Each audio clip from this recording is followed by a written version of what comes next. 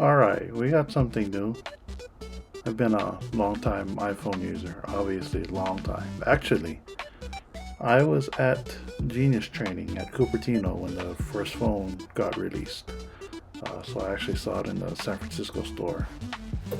Um, I was there that weekend. So, surprise, we're gonna take a short trip to the dark side.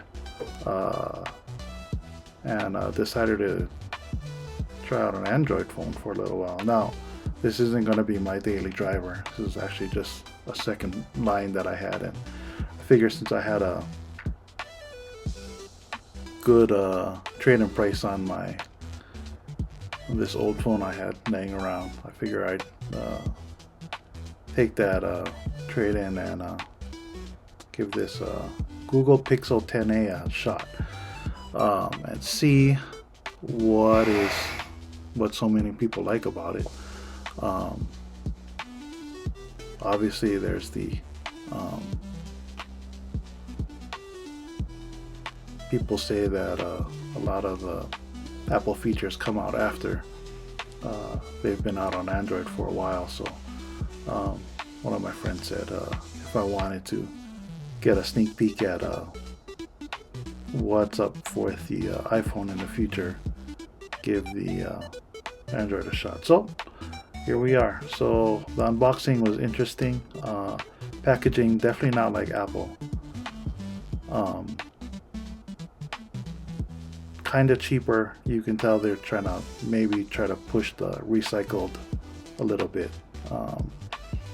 But as far as the phone goes, activation was really simple. Switch SIM cards, and off we went. So we're gonna get this one activated.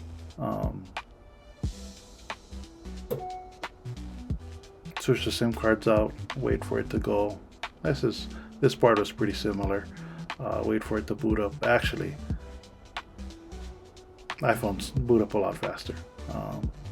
Interesting.